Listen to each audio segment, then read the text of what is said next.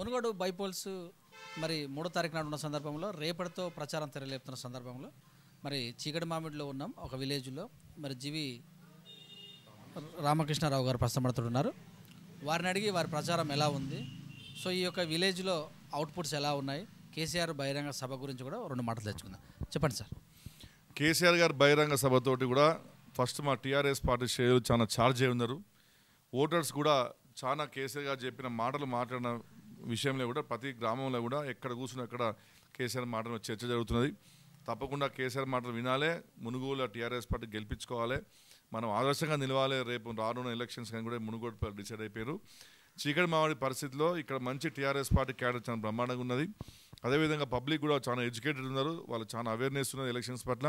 మరి ఈరోజు ఏదైతే రాజగోపాల్ రెడ్డి 22,000 కోట్ల రూపాయలకు భారతీయ జనతా పార్టీకి అమ్ముడుపోయిన విషయం కూడా వాళ్ళు గ్రహిస్తున్నారు.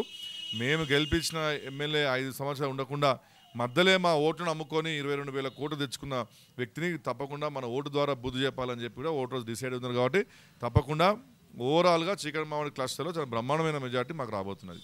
కేసీఆర్ గారి బహిరంగ సభ ఏ రకంగా అంటే వెళ్ళిపోయిన ప్రజల్లోకి, ప్రజలు ఆ విషయం పట్టి ఇంకా మెజార్టీ పెరిగే అవకాశం అని ఉంటుందా? 100% కేసీఆర్ గారి యొక్క మాటలు ప్రతి ఊర్లో విన్నారని మీకు ఇంతకుముందు చెప్పినాను.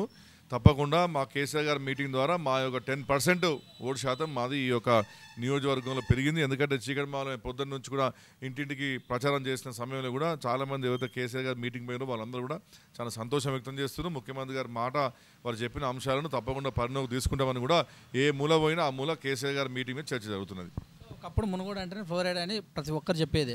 సో వాటర్ పరిస్థితి ఎలా ఉంది? కొంతమంది బీజేపీ నాయకులు అసలు భగీరథ నీళ్ళే రావట్లేదని, అదంతా ఫ్రాడ్ అని, అదంతా కుంభకోణం అన్నట్టుగా చెప్తారు. ఈ పరిస్థితి లోతుగా ఎలా ఉంది ఈ ఊళ్ళో? 100% అండి. ఇప్పుడు మీరు కెమెరా పట్టుకొని మీరు ప్రతి ఇంటికి పోండి, ఈశాన్యం దిక్కు ప్రతి వాటర్ ట్యాంక్లో నీళ్లు ఓవర్ఫ్లో అయిపోతున్నాయి. చాలా బ్రహ్మాండంగా నీళ్లు ఉన్నాయి. ఇక్కడ ప్రజలు వెరీ వెరీ హ్యాపీ ఉన్నారు. ఈరోజు ఇంతకుముందు గతంలో మీరు అన్నట్టు నల్గొండ అంటేనే ఫ్లోరైడ్ అనే విషయం పోయింది. ఇప్పుడు నల్గొండ అంటే కూడా ఇప్పుడు మంచి ప్రాజెక్ట్ ద్వారా నీళ్ళు వస్తున్నాయి. ఇక రైతులు కూడా చాలా బ్రహ్మాండంగా ఉన్నారు. గిట్టుబాటు ధరలు వాళ్ళకి బాగానే వస్తున్నాయి. లబ్ధిదారులు కూడా చాలామంది ఉన్నారు. కాబట్టి 100% బీజేపీ ఏదైతే చెప్తుందో చేసేది అన్ని స్కామ్లు వారు దొబ్బేది మా మీద, ఆ విషయం కూడా ప్రజలు గమనించింది. కాబట్టి 100% ఇక్కడ ప్రజలు తెలంగాణ వైపు ఉన్నారు. కేసీఆర్ నేను మాట మాట్లాడుతూ ఒడ్లు కొనలేని వాళ్ళు ఎమ్మెల్యేలు కొంటారు అన్నారు. సో దీని మీద వివరణ చెప్తారా? 100% కదండి. మరి వడ్డు కొనని చెప్తే మాత్రం మేము కొనమని చెప్పి చాలా రోజుల పాటు కూడా మన రైతులను ఇబ్బంది పాలు చేసి వాళ్ళని మానసికంగా శోభకు గురి చేసిన చరిత్ర భారతీయ జనతా పార్టీది. మరి ఈరోజు వాళ్ళు కేసీఆర్ గారి మీద, కుటుంబ పాలన మీద ఎన్నో విషయాలు మాట్లాడుకుంటూ మరి బహిరంగంగా రెడ్ హ్యాండెడ్గా మన 9 ఎమ్మెల్యేలు భారతీయ జనతా పార్టీ పంపిన దూతలను పట్టుకొని జైలు పంపిన విషయం కూడా ఇవాళ ప్రజలు గమనిస్తుంది. కాబట్టి ఈరోజు ఏదైతే నడ్డా గారి ప్రోగ్రాం క్యాన్సిల్ కావడానికి కారణం ఏంటంటే ఇక్కడ భారతీయ జనతా పార్టీ ఓడిపోతుందని చెప్పి ఢిల్లీ ప్రభుత్వము, ఢిల్లీ భారతీయ జనతా గమనించే ఈరోజు నడ్డా గారి ప్రోగ్రాం క్యాన్సిల్ చేయడం జరిగినది. ఇది సరిపోతుంది ఇంకా మేము గెలుస్తామని చెప్పుకోవడానికి. సంక్షేమ పథకాలు మరి ఎలా ఉన్నాయి సీఎం రిలీఫ్ ఫండ్ విషయంలో? ఎందుకంటే గతంలో 2014లో మీ ప్రతిపక్షం ఉన్నటువంటి వ్యక్తి ఎమ్మెల్యే ఉన్నారు కనుక, సో కూచుకుంట్ల గారు ఈ విషయంలో మరి ముందు చూపుతో ముందుకెళ్లారా? 100% అండి. ప్రభాకర్ రెడ్డి గారు ఓడిపోయినా కూడా ఇక్కడ స్థానిక నాయకులతోటి, స్థానిక ప్రజలతో సంబంధాలు పెట్టుకున్నారు. ఈ ప్రాంతం కూడా ఎన్నోసార్లు వచ్చిపోయిన చీకటి మామిడి కూడా ఏ చిన్న ఆపద వచ్చినా, మంచైనా చెడ్డైనా వారు రావడం జరిగినది.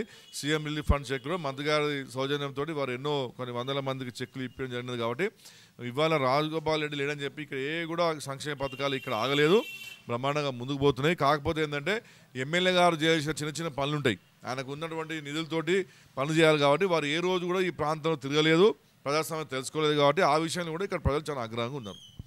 ఎన్నికల ప్రచారం చివరి అంకానికి వచ్చింది. సో ప్లాన్ ఏమన్నా మార్చే అవకాశం ఉందా? స్పీడ్ పెంచుతారా? సో ఓటర్ని ఇంకా ఏ రకంగా మీరు ప్రసన్నం చేసుకుంటారు? బ్రహ్మాండంగా టీఆర్ఎస్ పార్టీ స్పీడ్ మీద ఉన్నది సార్, ఇంకా పెంచుదు ఏం లేదు. ఒకటే ఏంటంటే కార్యకర్తలను మంచిగా ఓటు వేయడానికి తప్పకుండా ఓట్లో పార్టిసిపేట్ చేయాలని చెప్పి అవేర్నెస్ ఇవ్వడం జరుగుతుంది. కాబట్టి 100% ఏ విధంగా ఇప్పుడు జరుగుతున్న ప్రచారం అదే విధంగా ఇంకా 2 రోజులు జరుగుతుంది. కొంతమంది ఓటర్ వ్యక్తిగతంగా అంటే ప్రచారం అంటే కండువలు వేసుకొని అది చేసుకొని వాళ్ళని అడిగితే చెప్పే విధానం వేరు, ఎందుకంటే మీ పార్టీ వాళ్ళు వస్తే మీ పార్టీ వాళ్ళే అని. సో వ్యక్తిగతంగా ఏమైనా సర్వే రూపంగా వెళ్ళారా? 100% అండి. టీఆర్ఎస్ పార్టీ బయట అవుట్ సైడర్స్ని ఇన్సైడర్స్ కలిపి 100 మందికి ఒక వ్యక్తిని ఇన్ఛార్జ్ పెట్టినారు. ఆ ఇన్ఛార్జ్ ప్రతిరోజు 2 సార్లు మా ఓటర్ను కలవడం జరుగుతున్నది. ఈరోజు చీకటి మామిడిలో మా ఇన్ఛార్జ్లు పోతే వాళ్ళకు టిఫిన్లు పెడుతున్నారు, భోజనాలు పెడుతున్నారు, ఛాయ్ పోస్తున్నారు, వాళ్ళకు సీతాఫలం పండ్లు, జామకాయలు ఇచ్చి కూడా ఆదరిస్తున్నారు. ఇంత కష్టపడుతున్నారు, మీరు ఇన్ని సంక్షేమ పథకాల గురించి మాకు చెప్తున్నారు. తప్పకుండా మీ వైపే మేము ఉంటామని కూడా చాలామంది కూడా మౌల్డ్ అయ్యారు మా పక్షాన. Thank you.